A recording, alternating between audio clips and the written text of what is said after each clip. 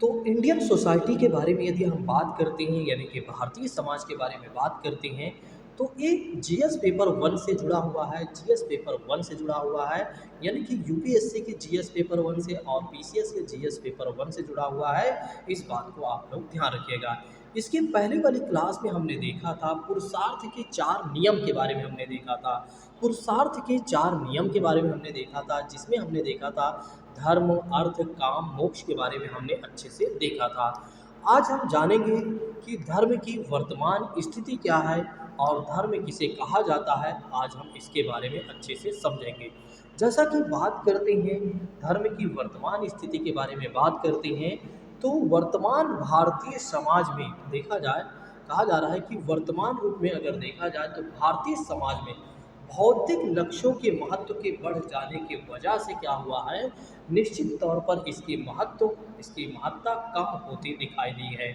मतलब कहने का मतलब ये है कि भारतीय समाज में जब से भौतिक लक्ष्यों का कहीं न कहीं महत्व बढ़ा है, और इसके वजह से क्या हुआ है, धर्म का महत्व कहीं न कहीं कम दिखाई दिया हुआ है।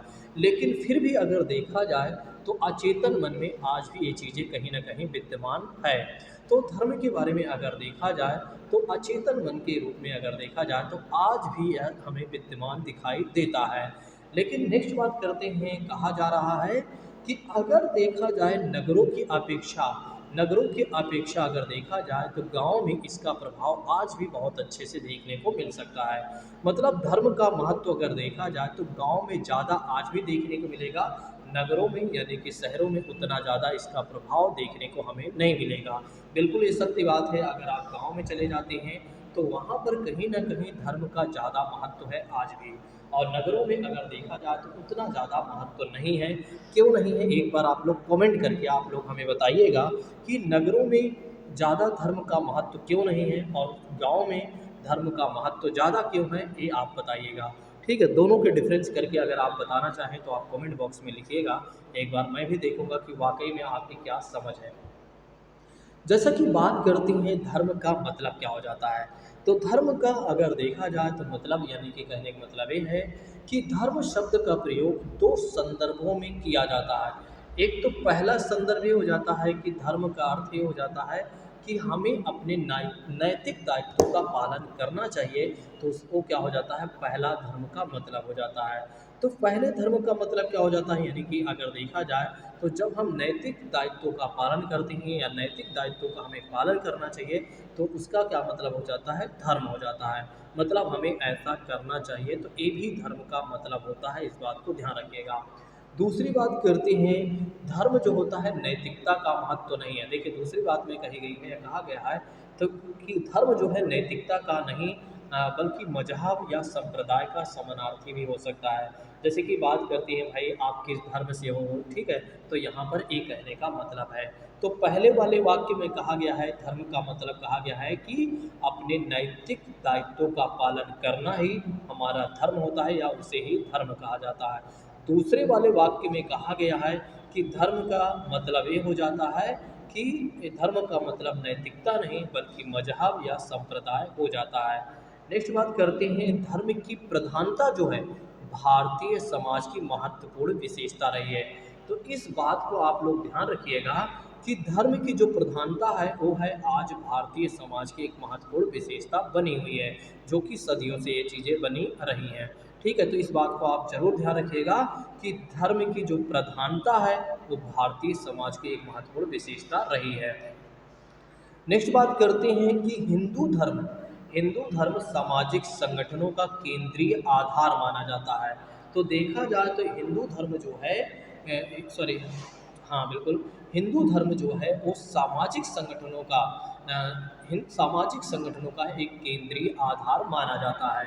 जैसे कि कहा जा रहा है कि जिसको परिभाषित करते हुए कहा गया है कि धर्म जो है चारों वर्णों और आश्रमों के सदस्यों द्वारा जीवन के 4 पुरुषार्थों के संबंध में पालन करने के योग्य मनुष्यों का संपूर्ण कर्तव्य बताया गया है। बिल्कुल इस सत्य बात है कि जैसे कि धर्म के माध्यम से ही 4 वर्ण हमारे यहाँ विभाजित हैं, लोगों के अगर देखा जाए तो 4 आश्रम जीवन के बारे में बताया गया है, और लोगों के जीवन के बारे में देखा जाए तो कहीं न कहीं पुरुषार्थ के 4 नियम बताए गए हैं। ये सब सारी चीज़ें जो बटी हुई हैं वो धर्म का ही एक मात्र, यानी कि धर्म की वजह से ही ये सारी चीज़ें बटी हुई हैं। कहीं न कहीं इन चारों चीज़ों को बाँटने में धर्म की महत्वपूर्ण भूमिका रही है। जैसे कि अगर देखा जाए तो धर्म में 4 वर्ण बताया गया है, जो कि आप जानते हैं, ब्राह्मण, क्षत्रिय, वैश्य के बारे में वह जानते हैं। 4 आश्रमों के बारे में बताया गया है और 4 पुरुषार्थ जीवन के बारे में बताया गया है। ठीक है, पिछली क्लास को आप देखते आइए, आपको सारी चीज़ें समझ में आती जाएँगी। नेक्स्ट बात करते हैं, कहा गया है कि हिंदू धर्म को जीवन के कर्तव्य के रूप में देखा गया है। देखिए, हिंदू धर्म कहता है कि ये हमारे जीवन का कर्तव्य है, हमें ऐसा करना चाहिए। जैसे कि बात करते हैं वर्ण धर्म की, बात करते हैं हमें वर्ण धर्म का पालन करना चाहिए। जैसे कि भाई हम क्षत्रिय हैं तो हमें क्षत्रिय रहना चाहिए, हमें किसी दूसरे धर्म में दूसरे वर्ण में नहीं जाना चाहिए, हमें वैश्य शूद्र नहीं बनना चाहिए या वहाँ शादी विवाह नहीं स्थापित करना चाहिए। हम ब्राह्मण हैं तो हमें ब्राह्मण बने रहना चाहिए। ठीक है, इसी तरह से आश्रम के 4 धर्म हैं, कुल धर्म की बात करते हैं, राज धर्म की बात करते हैं, स्वधर्म की बात करते हैं। तो आदि के रूपों में अगर देखा जाए तो वर्गीकृत किया गया है और व्यक्ति के स्वयं के प्रति संपूर्ण समाज के प्रति कर्तव्यों को निर्धारित किया गया है। तो हिंदू धर्म के आधार पर ही देखा जाए, हिंदू धर्म के को अगर देखा जाए तो जीवन के कर्तव्यों के बारे में हमें बताया गया है या हमें बताया है। जैसे कि बात करते हैं हमें वर्ण धर्म का पालन करना चाहिए, ये हमारा क्या है, कर्तव्य है, क्योंकि इसी के द्वारा क्या किया गया है, निर्धारित किया गया है। हमें कुल धर्म का पालन करना चाहिए, हमें राज धर्म का पालन करना चाहिए, हमें स्वयं के धर्म का पालन करना चाहिए। तो ये सब सारी चीज़ें हमें करना चाहिए और यही क्या है, हमारा कर्तव्य है, क्योंकि यही धर्म ने क्या किया है, हमारे कर्तव्य को निर्धारित किया हुआ है। तो इस बात को आप लोग ध्यान रखिएगा।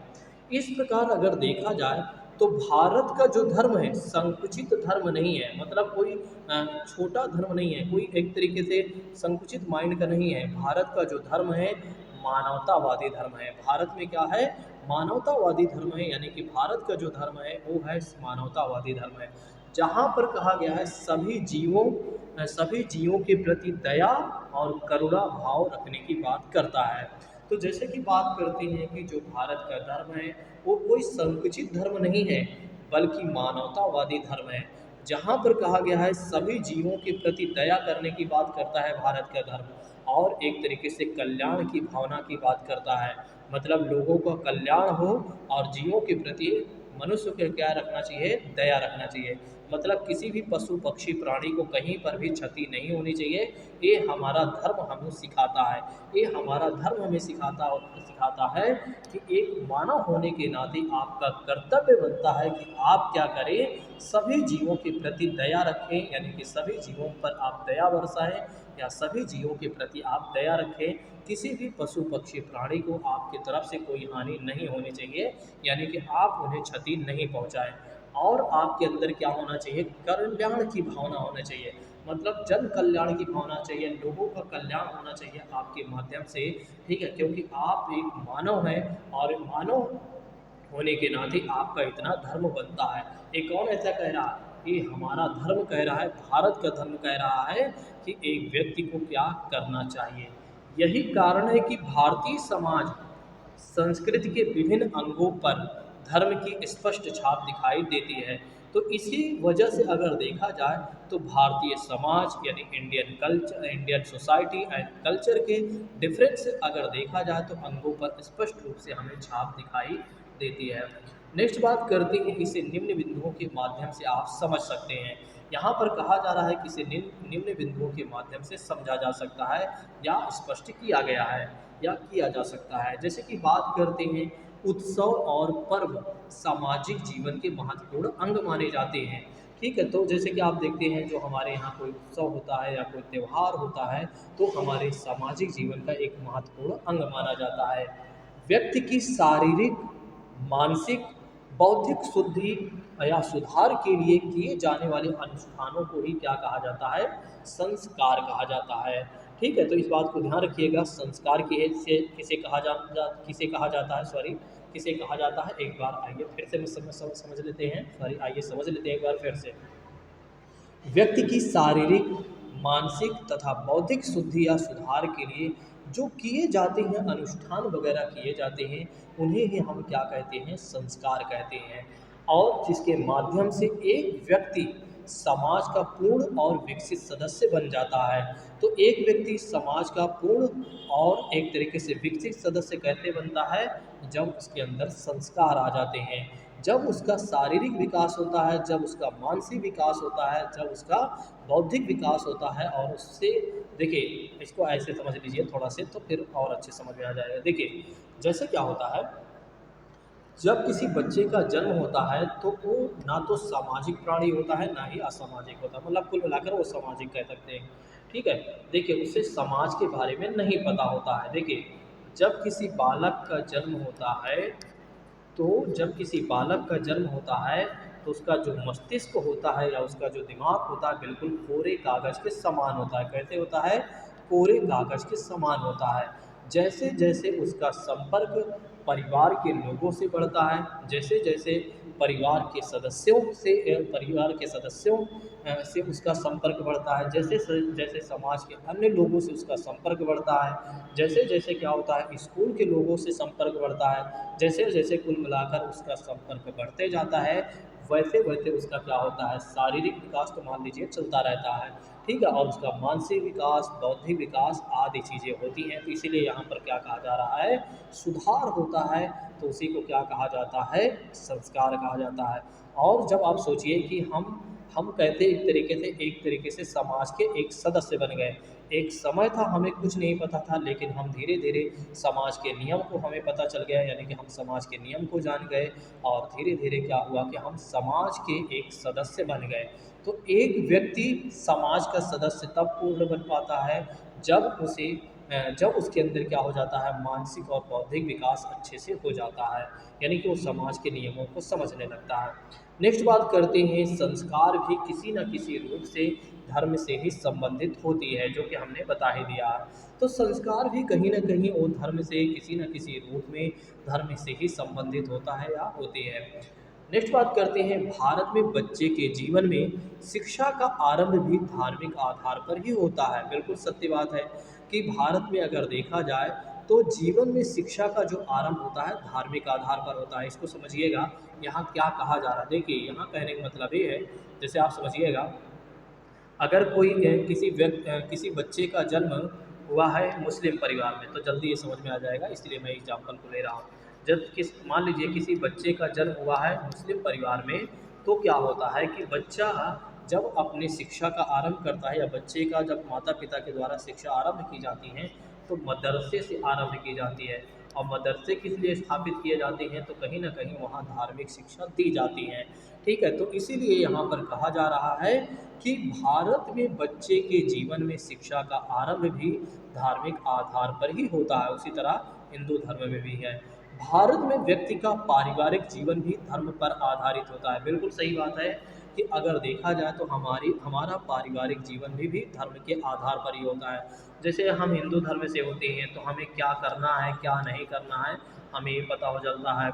हम मुस्लिम धर्म में होते हैं तो मुस्लिम धर्म के यदि हम हैं, या उससे संबंध हमारा है, तो उससे संबंधित यदि हम हैं, तो हमें ये पता चल जाता है हमें क्या करना है, क्या नहीं करना है। तो हम अपने धर्म के अनुसार ही हमारा खाना पीना सब कुछ होता है, रहन सहन सब कुछ होता है। तो हमारे पारिवारिक जीवन का या परिवार का जो जीवन चलता है, धर्म के आधार पर ही चलता है। ठीक है। तो इस बात को आप लोग ज़रूर ध्यान रखिएगा। तो एक और बातें आपको दो और बातें यहाँ पर आपको जानने को मिली। एक तो बच्चे के जीवन जो होता है, बच्चे के जीवन में शिक्षा का आरंभ कहाँ से शुरू होता है, धार्मिक जीवन से, यानी कि कहीं न कहीं उसका आधार जो होता है वो धार्मिक होता है। और भारत में अगर देखा जाए तो व्यक्ति का पारिवारिक जीवन भी धार्मिक होता है। जैसे कि बात करते हैं भाई, धर्म के अनुसार ही हमारा शादी विवाह होता है, धर्म के अनुसार ही हमारा शादी विवाह होता है, एक चीज़ आप जानते होंगे। तो वही बातें यहाँ पर कही जा रही हैं, जो हमने आपको पहले वाली बताया बातें और जो अभी बातें बताए हैं बिल्कुल सेम है। नेक्स्ट अगर देखा जाए, नेक्स्ट बातें कही जा रही हैं, कहा जा रहा है, ठीक है, इसके बारे में बता ही दिया। प्राचीन भारत में राजनीतिक जीवन के कर्तव्यों का पालन क्या होता है, धार्मिक आधार पर होता था। पहले क्या होता था, आपने देखा था हिस्ट्री वाले चैप्टर में आप देख सॉरी हिस्ट्री में आपने देखा था कि जो कुछ भी किया जाता था या किया जाता है, कहीं ना कहीं वो धर्म के आधार पर ही किया जाता रहा पहले। तो वही बातें यहीं पर कही जा रही है या कहा जा रहा है कि भारत में राजनीतिक जीवन के कर्तव्यों का पालन कहीं न कहीं वो धार्मिक आधार पर ही किया जाता था, कि हर व्यक्ति जिस व्यक्ति जो जो व्यक्ति जिस धर्म से संबंधित रखता था, उसी के आधार पर उसका राजनीतिक जीवन भी चलता था कहीं न कहीं, या अपने कर्तव्य का वो पालन करता था। वर्तमान में भी यह स्थिति देखी जा सकती है, जहाँ जनता के प्रतिनिधि ईश्वर के नाम पर ही अपने पद और गोपनीयता की शपथ लेते हैं। जो हमारे प्रतिनिधि होते हैं, वे जब लोकसभा के सदस्य बनते हैं, या राज्यसभा के सदस्य बनते हैं, या विधानसभा के सदस्य बनते हैं, विधान परिषद के सदस्य होते हैं या बनते हैं, तो कहीं न कहीं जब वे शपथ लेते हैं, तो वे क्या करते हैं, जनता के प्रतिनिधि के रूप में ईश्वर के नाम पर ही क्या करते हैं, शपथ लेते हैं, या गोपनीयता की शपथ लेते हैं कि मैं ईश्वर की कसम खाकर कहता हूँ, मेरे संज्ञान में जो कुछ भी लाया जाएगा, मैं अच्छे से उस काम को बेहतर तरीके से निर्वहन करूँगा। ठीक है, शपथ में इस तरह की बातें लिखी गई होती हैं। तो कहीं न कहीं धार्मिक आधार पर भी शपथ लिया जाता है। नेक्स्ट बात करते हैं, भारत में जीवन का अंत हो जाने अथवा मृत्यु के बाद भी जीवन धर्म पर ही आधारित होता है। देखिए, अगर हमारे जीवन के अंत भी हो जाता है, तब पर भी अगर देखा जाए तो वो सारी चीज़ें जो प्रक्रियाएँ होती हैं, वो सारी चीज़ें क्या होती हैं, धर्म के आधार पर ही होती हैं। और लोगों का मानना भी होता है कि अगर किसी व्यक्ति की मृत्यु हुई है, तो किसी धर्म में उसी धर्म में जाएगा, मतलब एक कहीं न कहीं एक बातें होती हैं। लेकिन अगर इस बात को आपको ज़रूर ध्यान रखना चाहिए, इस बात को आपको ज़रूर समझना चाहिए कि भाई, कि भारत में जीवन का अंत हो जाने के बाद क्या होता है, यानी कि मृत्यु के बाद भी जीवन धर्म पर ही आधारित हमारा होता है। अब बात करते हैं कि धर्म के सकारात्मक प्रभाव क्या पड़े हैं, कि धर्म के भाई सकारात्मक क्या प्रभाव पड़े हैं। जैसे कि बात करते हैं, धर्म क्या करता है कि व्यक्ति के व्यवहारों को नियंत्रित करता है। देखिए, धर्म क्या करता है, धर्म की वजह से क्या हुआ है कि व्यक्ति के व्यवहारों को नियंत्रित किया गया है, मतलब कहीं ना कहीं व्यक्ति धर्म से ही नियंत्रित होता है। देखिए, जैसे आपको क्या करना है क्या नहीं करना है, आपका धर्म और आपकी अंतरात्मा गवाही देती है और नहीं देती है। मतलब क्या करना है उसके लिए भी आपकी आपकी अंतरात्मा गवाही देती है, और नहीं करने की भी गवाही देती है। आप कहते हैं कई बार कि भाई हमारा धर्म या हमारी अंतरात्मा ऐसा नहीं कह रही है, या हमारा धर्म ऐसा नहीं करने के लिए कुछ कह रहा है कि भाई हमें ऐसा नहीं करना चाहिए। यदि आप ऐसा करने का प्रयास करते भी हैं, तो धर्म आपको ऐसा करने के लिए क्या करता है, रोकता है कि नहीं भाई, आपको ऐसा नहीं करना चाहिए। ठीक है। और एक तरीके से देखा जाए तो सामंजस्य भी बनाए रखने में भी धर्म क्या करता है, सहायता करता है। तो धर्म के आने से कहीं न कहीं क्या है कि व्यक्ति के व्यवहारों को भी हमने नियंत्रित किया, उसमें एक रूपता आई। मतलब जैसे कि एक रूपता कैसे मतलब हो गया, जैसे आप हिंदू धर्म को मानते हैं, हम सभी हिंदू धर्म को मानते हैं, तो हिंदू धर्म को मानने वाले जो लोग होंगे, वे कहीं पर भी होंगे, वे एक ही जैसे मानेंगे। और सामंजस्य कहीं न कहीं आपस में एक तरीके से कोऑर्डिनेशन, या एक तरीके से कहीं न कहीं आपस में सामंजस्य भी स्थापित हुआ धर्म के माध्यम से, कि आपस में हम जैसे कि आज देखते हैं आप कि भाई अगर कोई हिंदू धर्म का है, तो अपने धर्म के लोगों के प्रति उसका आकर्षण हमेशा बना रहता है। अगर कोई मुस्लिम धर्म का व्यक्ति है, तो उसका भी आकर्षण हमेशा अपने धर्म के लोगों के प्रति बना रहता है, और एक दूसरे को जोड़ने का प्रयास करता रहता है व्यक्ति। नेक्स्ट बात करते हैं, धर्म जो है व्यक्ति को विचलनकारी कार्यों को करने से रोकता है, और कर्तव्यों का अनुपालन करने के लिए प्रेरित करता है। देखिए, धर्म क्या करता है कि हमें गलत कार्यों करने से हमें क्या करता है, रोकता है कि नहीं भाई, हमें ऐसा नहीं करना चाहिए। जैसे कि बात करते हैं, अगर आप हिंदू धर्म से हैं, तो कभी भी आप गाय की हत्या नहीं करेंगे। क्यों नहीं करेंगे? क्योंकि आपका धर्म आपको ऐसा करने से रोकता है, कि आपको क्या नहीं करना है, ये आपका धर्म रोकता है कि नहीं भाई, हमें ऐसा नहीं करना चाहिए। ठीक है।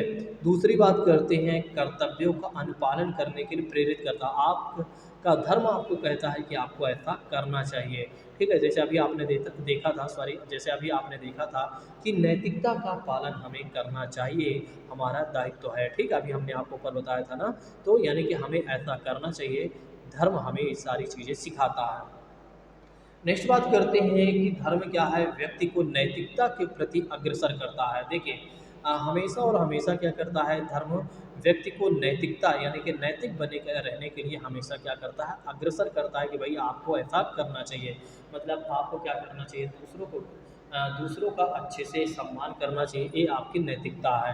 ठीक है, अपनी माता पिता की सेवा करनी चाहिए या एक तरीके से अपनी वो आपका कर्तव्य हो गया, अपने माता पिता की पैर छूना चाहिए, अपने बड़ों का सम्मान करना चाहिए, ये आपका क्या है एक तरीके से नैतिकता है।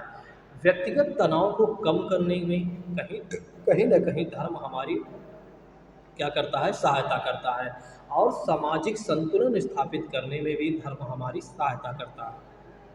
तो धर्म के आने से कहीं न कहीं बहुत सारी चीज़ें सकारात्मक उत्पन्न हुई। अब आइए समझ लेते हैं कि भाई नकारात्मक चीज़ें क्या हो सकती हैं। अभी तक हमने केवल और केवल नकारात्मक सकारात्मक चीज़ें देखा हमने।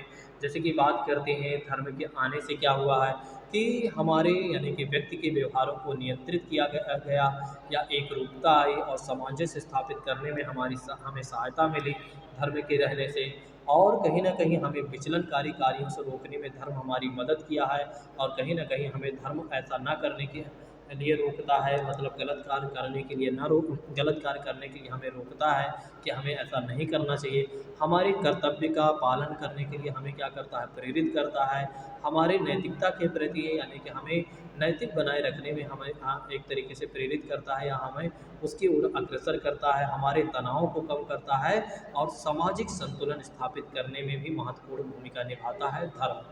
लेकिन आइए समझ लेते हैं कि धर्म के क्या नकारात्मक पहलू हैं, यानी कि धर्म की वजह से क्या नकारात्मक प्रभाव पड़े हैं। ठीक है, केवल और केवल सकारात्मक चीज़ें हमें देखकर खुश नहीं होना चाहिए, उसके साथ हमें नकारात्मक चीज़ें भी देखना चाहिए कि क्या इसके नेगेटिव पहलू हो सकते हैं, यानी कि एस्पेक्ट हो सकते हैं। क्योंकि आप एक आईएएस अधिकारी बनने जा रहे हैं। जैसे कि मान लीजिए अगर आपसे कोई कहा गया है, कोई कहता है या किसी गाँव, मान लीजिए आप किसी ज़िले में हैं, अधिकारी आईएएस अधिकारी हैं या पीसीएस अधिकारी हैं, तो आपसे कहा गया कि भाई आप क्या करिए, मतलब आपसे एक प्रार्थना की गई या आपसे कहा गया कि आप क्या करिए कि यहाँ पर पुल बनवा दीजिए हमारे गांव में, या हमारे गांव में क्या करिए खेल वाली चीज़ें बनवा दीजिए, मैदान वगैरह बनवा दीजिए। ठीक है, तो वहाँ पर आप केवल और केवल ये नहीं देखेंगे भाई पुल बनाने के क्या फ़ायदे हैं, आप ये भी देखेंगे कि पुल बनाने के क्या फ़ायदे नहीं हैं, मतलब कितना नुकसान हो सकता है, तो ये भी आप देखेंगे, तभी तो सही माने जाएंगे आप। ऐसा नहीं है कि केवल और केवल सकारात्मक चीज़ें आप देख लिए और चले गए और आपने पास कर दिया, ठीक है यहाँ पुल बनना चाहिए, ठीक है यहाँ मैदान बनना चाहिए, यहाँ पर क्या ग्राउंड बनना चाहिए। ठीक है, उसके नकारात्मक पहलू क्या हो सकते हैं उसको भी आप देखेंगे, सकारात्मक नकारात्मक आप दोनों देखेंगे, उसमें फिर इवैल्यूएशन करेंगे, मूल्यांकन करेंगे, निष्कर्ष निकालेंगे कि वाकई में क्या सही है, यहाँ पर क्या चीज़ें उचित है, बनाना चाहिए या नहीं बनाना चाहिए। ठीक है, तो तभी आप एक आईएएस अधिकारी सही माने जाएंगे। तो ये सब सोच आप धीरे धीरे विकसित करिए, मैं आपकी सोच धीरे धीरे विकसित करूँगा। नेक्स्ट बात करते हैं, मैक्स वेबर कहते हैं कि हिंदू धर्म ने पुनर्जन्म की अवधारणा को स्थापित करके व्यक्ति के प्रयत्नों में शिथिलता लाया। देखिए मैक्स वेबर कहते हैं जब से हिंदू धर्म आया या हिंदू धर्म ने क्या किया, जब से लोगों को बताया कि भाई पुनर्जन्म हो सकता है, तब से व्यक्ति के जो जीवन में प्रयत्न थे, मतलब जो व्यक्ति अपने जीवन में प्रयत्न करना चाहता था कि भाई मुझे ऐसा करना चाहिए, तो ऐसा करने में कहीं न कहीं वो करने में सुस्ती दिखाया, उसके काम में कहीं न कहीं शिथिलता आई है। क्योंकि व्यक्ति ये सोच लेता है कि मुझे चलिए कोई नहीं, इस जन्म मतलब इस जन्म में अगर मैं कुछ नहीं कर पा रहा हूँ, तो अगले जन्म जब मेरा होगा तो मैं कर लूँगा उस चीज़ों को, और जिसकी वजह से कहीं न कहीं आर्थिक विकास की गति मंद हुई है। तो बताया जा रहा है कि धर्म के नकारात्मक पहला प्रभाव ये है, या धर्म के आने की वजह से क्या है कि कहीं न कहीं क्या हुआ है कि एक तरीके से व्यक्ति के प्रयत्नों में शिथिलता आई है और आर्थिक विकास की गति में कहीं न कहीं मंद मंद चीज़ें हुई हैं या मंदी पड़ी हुई है। नेक्स्ट बात करते हैं परलौकिकता को महत्व प्रदान कर व्यक्ति को सांसारिक दायित्वों के प्रति उदासीन बना दिया गया है। देखिए धर्म के आने की वजह से क्या हुआ है कि कहीं न कहीं व्यक्ति पारलौकिक मतलब कहने का मतलब ये है कि ईश्वर के प्रति उसकी आस्था ज़्यादा बढ़ गई, और लोग ये सोचने लगते हैं जो करेगा ईश्वर करेगा। तो उसके जो सांसारिक दायित्व हैं, जो उसके कर्तव्य थे या उसके जो दायित्व थे, उसमें उसके क्या आई, उदासीनता आई। क्यों आई? क्योंकि लोग ये सोचने लगे, छोड़िए, अगर अब मुझसे नहीं हो रहा है तो हो सकता है कि भगवान मेरे साथ कुछ अच्छा करें, हो सकता है भगवान कुछ अच्छा करें और मेरे साथ अच्छा हो जाए। तो मतलब कहीं न कहीं व्यक्ति कुछ ना करने के लिए भी सोचने लगा, क्योंकि उसको लगने लगा कि आगे चलकर भगवान हमारे साथ अच्छा करेगा, आज अच्छा नहीं हो रहा है तो।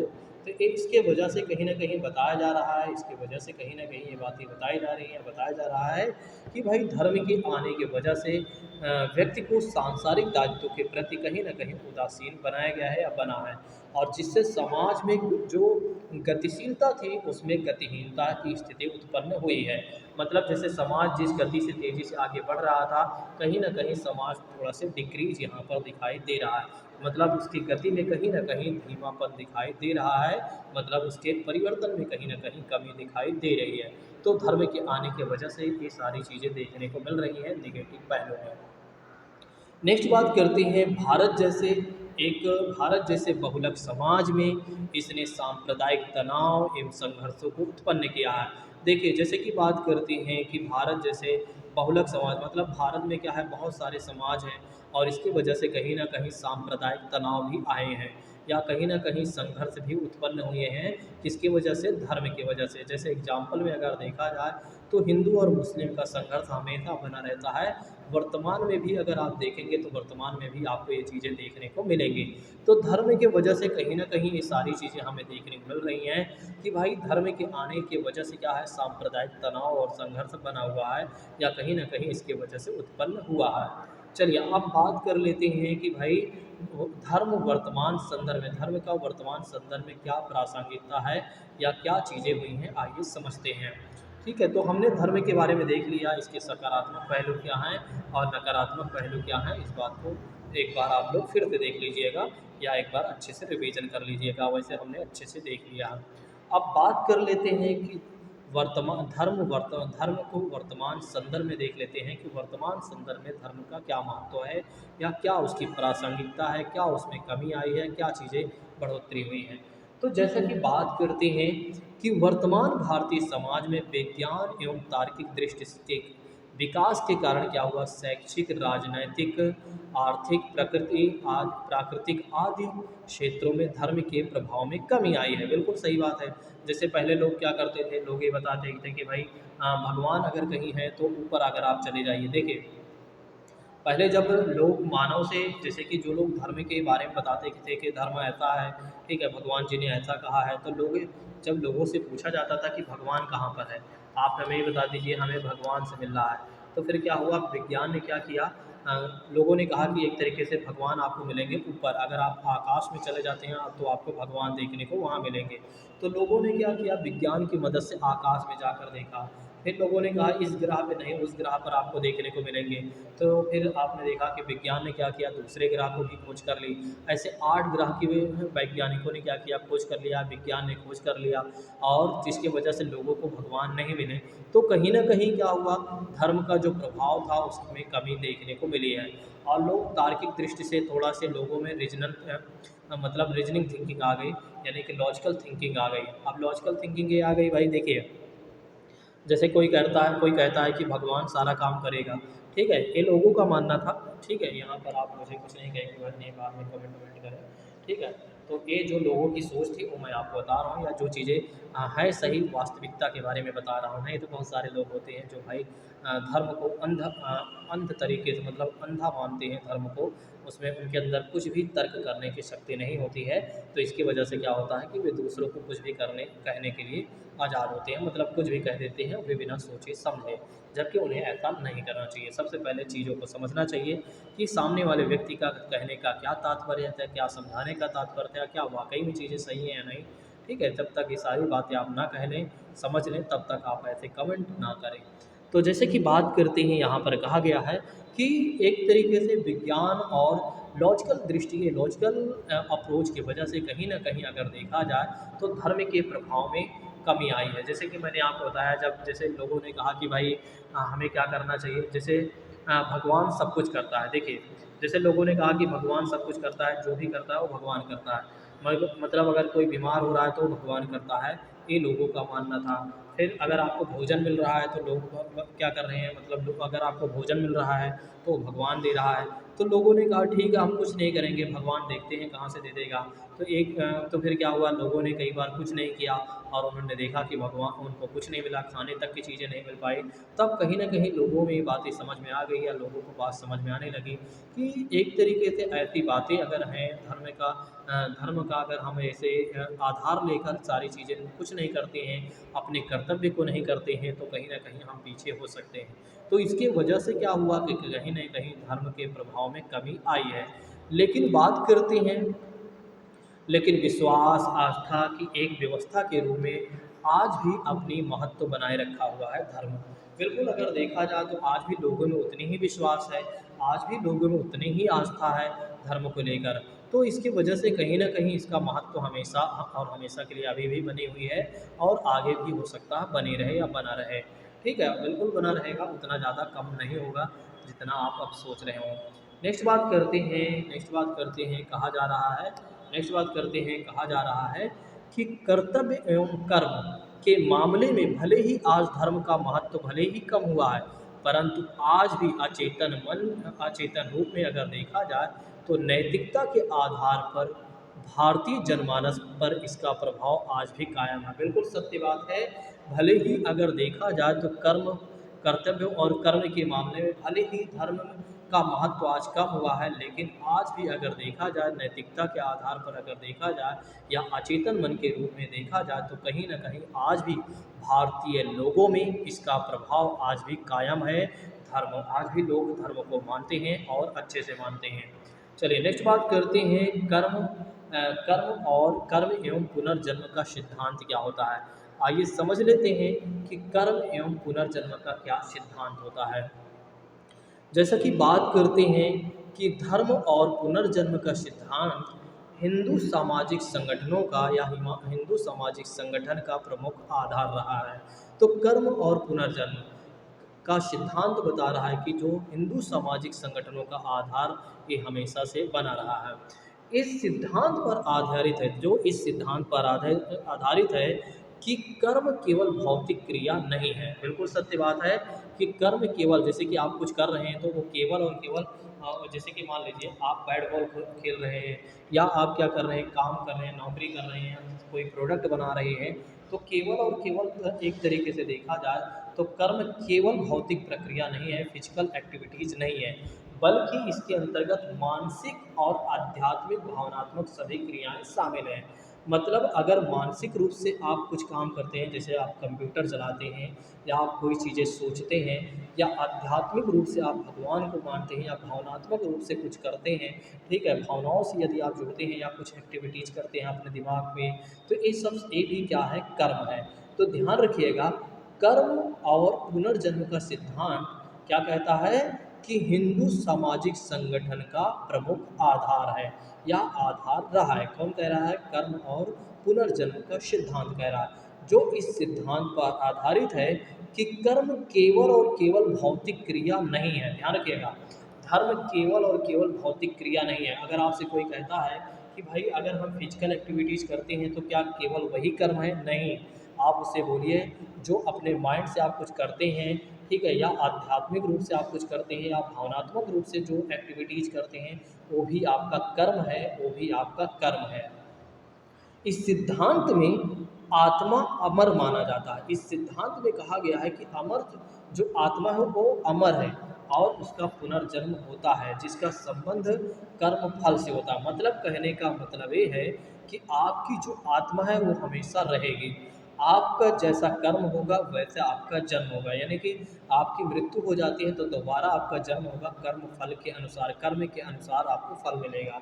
मतलब अगर आपके कर्म अच्छे रहें तो आपको हो सकता है दोबारा मनुष्य योनि में जन्म लेना पड़े या दोबारा आपका जन्म हो सकता है। दूसरी बात करते हैं, अगर आपका कर्म बिल्कुल बेकार रहा, एक तरीके से अधर्मी आप रहे, या एक तरीके से कह सकते हैं लोगों को आपने सताया है, तो हो सकता है आपका जन्म सही जगह ना हो, आप जानवर, कुत्ता, बिल्ली कुछ भी बन सकते हैं। ठीक है, तो यही कह रहा है, कौन कह रहा है? यही कर्म फल और पुनर्जन्म का सिद्धांत यही कह रहा है कि भाई जो आत्मा है वो हमेशा और हमेशा अमर है। ठीक है, इसका कहने का मतलब ये है कि आत्मा हमेशा अमर रहेगी और पुनर्जन्म आपका होता रहेगा, लेकिन आपका कैसा होगा, आपके कर्म फल के अनुसार ही आपका पुनर्जन्म यानी कि दोबारा जन्म होगा। नेक्स्ट बात करते हैं कर्म फल और पुनर्जन्म का सिद्धांत इस बात पर भी बल देता है कि अच्छे कर्म का अच्छा फल और बुरे कर्म का बुरा फल मिलता है। ठीक है, तो वही बातें हमने आपको बता ही दिया कि अच्छे कर्म यदि आपके रहेंगे तो भाई अच्छा फल मिलेगा, और बुरा कर्म करते हैं तो बुरा फल मिलेगा। यही कर्म एवं पुनर्जन्म का सिद्धांत कहता है। सदकर्मों द्वारा यानी कि अच्छे कर्मों द्वारा व्यक्ति के भाग्य में सुधार संभव है। यदि आप अच्छे कर्म करते हैं तो आपके भाग्य में सुधार क्लियर है। कहीं न कहीं अगर आपका भाग्य सही नहीं है, आपका भाग्य साथ नहीं दे रहा है, यदि आपका अच्छा कर्म है तो आपका भाग्य साथ देने लगेगा। अब बात करते हैं प्रमुख सदकर्म क्या हैं। तो प्रमुख सदकर्म के में अगर देखा जाए तो यज्ञ माना जाता है, तप माना जाता है, दान माना जाता है, अध्ययन माना जाता है। मतलब यदि आप यज्ञ करते हैं, आप तप करते हैं यानी कि कुछ पाने के लिए आप मेहनत करते हैं, ठीक है, और दान दया करते हैं और अध्ययन जैसे स्टडी वगैरह किसी चीज़ में करते हैं, तो कहीं न कहीं आपका जो भाग्य है वो आपका साथ देगा, क्योंकि आपके कर्म जो हैं, सद्कर्म जो हैं वो बड़े अच्छे हैं। उल्लेखनीय है कि हिंदू दर्शन में गृहस्थ के मार्ग को ही श्रेष्ठ माना गया है। मतलब कहने का मतलब ये है जो हम गृहस्थ काम करते हैं, ठीक है, वही क्या है, हमारा सर्वश्रेष्ठ है। ठीक है, तो हिंदू दर्शन में कहा जा रहा है कि गृहस्थ के मार्ग को ही सर्वश्रेष्ठ माना गया है और जिसको कर्म योग के नाम से जाना जाता है। तो कर्म योग किसे कहा जाता है, तो जो हमारे गृहस्थ मार्ग होते हैं या जो हमारे गृहस्थ काम होते हैं, वही जो हमारे गृह जीवन हो जो होता है, उसी को हम क्या कहते हैं, कर्म योग कहते हैं। इस बात को ध्यान रखिएगा। तो गृहस्थ मार्ग को ही क्या माना गया, हिंदू दर्शन में सर्वश्रेष्ठ माना गया है और उसी को क्या कहा गया है, कर्म योग कहा गया है। इस बात को ध्यान रखिएगा। अब आइए समझ लेते हैं कि कर्म एवं पुनर्जन्म के सकारात्मक क्या प्रभाव पड़े हैं, मतलब इसकी वजह से क्या लोगों में एक तरीके से सकारात्मक चीज़ें आई हुई हैं। तो जैसा कि बात करते हैं कर्म एवं पुनर्जन्म के बारे में देखते हैं, तो कहा जा रहा है इसकी वजह से क्या हुआ है, इसमें के वजह से क्या सकारात्मक चीज़ें आई हैं। तो यह नैतिकता, उत्तरदायित्व, कर्तव्य पालन का समर्थन करता है। ये कहता है कि एक व्यक्ति में इस प्रकार की नैतिकता आती है कि उसकी क्या रिस्पॉन्सिबिलिटी आती है, उसकी क्या रिस्पॉन्सिबिलिटी होती है, उसको इस बात की समझ आ जाती है और उसे क्या करना चाहिए, मतलब कर्तव्य पालन में उसे क्या करना चाहिए वो भी उसे पता हो जाता है। यानी कि क्योंकि इसमें कहा गया है ना कि यदि आपके अच्छे कर्म होंगे तो आपको अच्छा फल मिलेगा, यदि आपको बुरा कर्म होगा तो आपको बुरा फल मिलेगा। इसीलिए यहाँ पर कहा गया है कि कर्म एवं पुनर्जन्म की वजह से क्या हुआ है कि लोगों में कहीं ना कहीं नैतिकता का उत्तरदायित्व आया है, यानी कि कहीं ना कहीं लोगों में अपने उत्तरदायित्व के बारे में समझ में आया है, उनका क्या कर्तव्य है उनको समझ में आया हुआ है। नेक्स्ट बात करते हैं, यह कर्म के सिद्धांत के द्वारा समाज के प्रक्रियात्मक आवश्यकताओं को पूरा करने के लिए व्यक्ति को क्या करता है, दिशा निर्देशित करता है या दिशा निर्देश देता है। कर्म के सिद्धांत के द्वारा ही क्या होता है, समाज के प्रक्रियात्मक आवश्यकताओं को पूरा करने के लिए क्या करता है, व्यक्ति को दिशा निर्देशित या दिशा निर्देश देता है। नेक्स्ट बात करते हैं, जैसे कि कहा जा रहा है कि यह व्यवस्था जो है व्यक्ति को निराशावादी और तनाव मुक्त करके कुंठा से बचाता है। बिल्कुल सत्य बात है, क्योंकि लोगों को जब ये लगता है, लोगों को जब यह पता चलता है या लोगों को जब यह समझ आ जाती है कि भाई उसके क्या उत्तरदायित्व, उसके क्या कर्तव्य हैं और यदि वह अच्छा काम करता है तो उसे क्या मिलेगा, बुरा काम क्या करता है तो उसे क्या मिलेगा, तो फिर व्यक्ति निराश नहीं बैठता है, ना ही किसी प्रकार के तनाव में बैठता है, बल्कि वो इन सब चीज़ों से मुक्त होकर वो अपने काम में लग जाता है और अच्छे से काम को करता है। क्योंकि उसे पता है यदि मैं अच्छे काम करूँगा, यदि मेरे सदकर्म का कर्म होंगे यानी कि अच्छे काम होंगे, तो मेरा भाग्य भी अच्छा हो सकता है, यानी कि मैं कुछ भी कर सकता हूँ। ठीक है, इस बात को ध्यान रखिएगा। तो इसके वजह से ऐसी सकारात्मक चीज़ें आई हुई हैं। लेकिन आइए समझ लेते हैं कि इसकी वजह से नकारात्मक चीज़ें क्या आई हुई हैं। जैसे कि कहा जा रहा है कि भाई कर्म एवं पुनर्जन्म सिद्धांत के आने से या कर्म एवं पुनर्जन्म सिद्धांत को लोगों को जब पता होता है तो उसमें नकारात्मक चीज़ें भी आती हैं। मतलब जब लोगों को कर्म और पुनर्जन्म के बारे में पता चलता है तो इससे क्या नकारात्मक चीज़ें आती हैं। जैसे कि बात करते हैं पुनर्जन्म के सिद्धांत में क्या होता है, विश्वास से व्यक्ति के कर्मों में शिथिलता आ जाती है, शिथिलता आ जाती है। मतलब व्यक्ति ये सोचने लगता है छोड़ो इस जन्म में कुछ नहीं हो रहा, अगले जन्म में तो अच्छा मैं बन जाऊँगा। ठीक है, तो इसकी वजह से कहीं न कहीं व्यक्ति कामों से ये कह सकते हैं, कामों में यानी कर्मों में कहीं न कहीं वो शिथिल पड़ जाता है, वो सोचता है छोड़ो आज नहीं कल देख लेंगे। नेक्स्ट बात करते हैं इस व्यवस्था में पारलौकिक सॉरी परलौकिकता को महत्व दिया जाता है। ठीक है, थोड़ा सा पानी नहीं पिए हैं इसी की वजह से।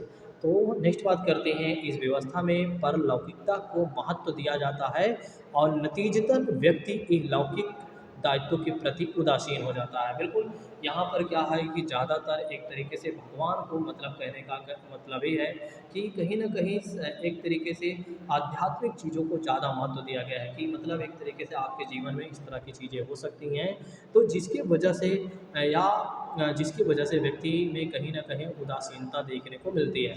जैसे लोगों को ये लगता है कि भाई आगे चलकर हमारे साथ ऐसा हो सकता है, ठीक है? हम हो सकता है कहीं कुत्ता, बिल्ली ये सब ना बन जाएँ, ठीक है? लोगों को पुनर्जन्म की वजह से कहीं न कहीं लोग ये सोचने लगते हैं, तो इसकी वजह से लोग सोचने लगे तो इसकी वजह से क्या है कि कहीं न कहीं उनमें उदासीनता देखने को मिलती है।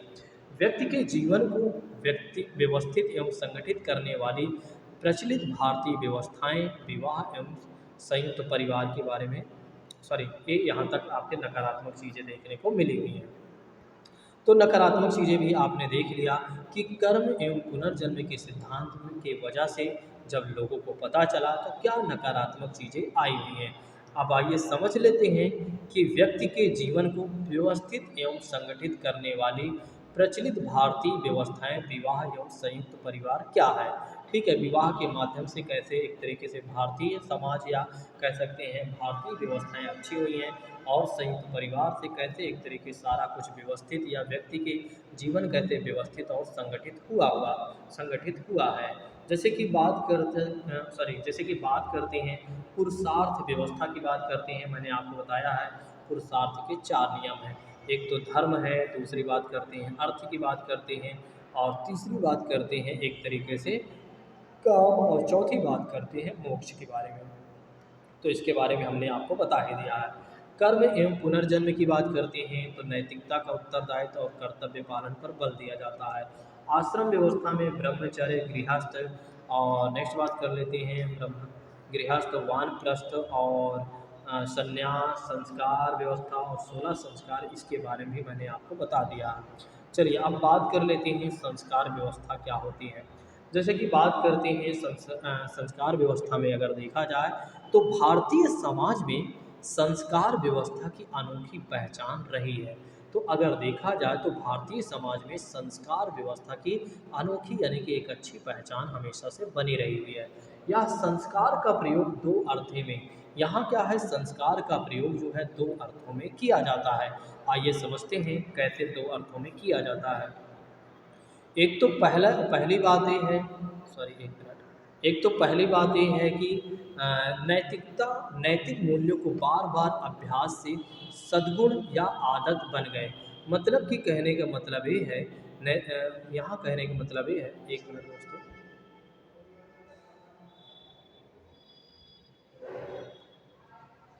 एक मिनट थोड़ा सा, चलिए आइए देखते हैं।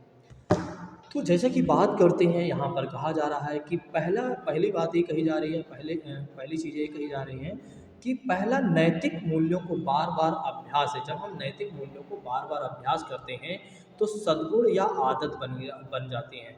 यानी कि कहने का मतलब ये है कि व्यक्ति आदत के रूप में यह कार्य करने लगा। मतलब जैसे कि बात करते हैं किसी का पैर छूना, ठीक है, जैसे कि आप देख रहे हैं यहाँ पर बड़ों का सम्मान किया जा रहा है, यहाँ पर ऋषि का पैर छुआ जा रहा है, यहाँ पर माता पिता का पैर छुआ जा रहा है, यहाँ दादा का पैर छुआ जा रहा है। तो ये धीरे धीरे बार बार अभ्यास करने की वजह से क्या हो गया है, ये आदत बन गई है।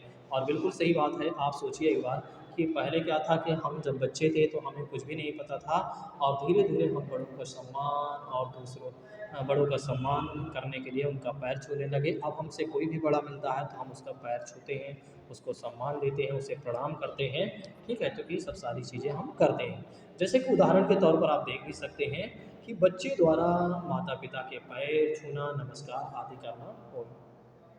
नेक्स्ट बात करते हैं इस संस्कार का पहला नियम है या पहली बात कही जा रही है संस्कार के अर्थ में। दूसरी बात करते हैं दूसरे अर्थों के अंतर्गत देखा जाए अर्थ के अंतर्गत व्यक्ति के जीवन को विभिन्न नैतिक अवस्थाओं में बांट दिया गया है।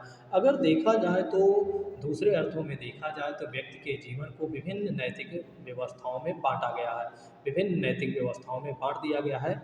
जैसे कि बात करते हैं इसके अंतर्गत जिस तरह व्यक्ति के लिए उम्र व्यक्ति के लिए उम्र को ध्यान में रखते हुए आश्रम बनाए गए, ठीक उसी प्रकार से उसके जीवन को 16 अन्य चरणों में बांटा गया है और जिन्हें क्या कहा गया है? संस्कार कहा गया है।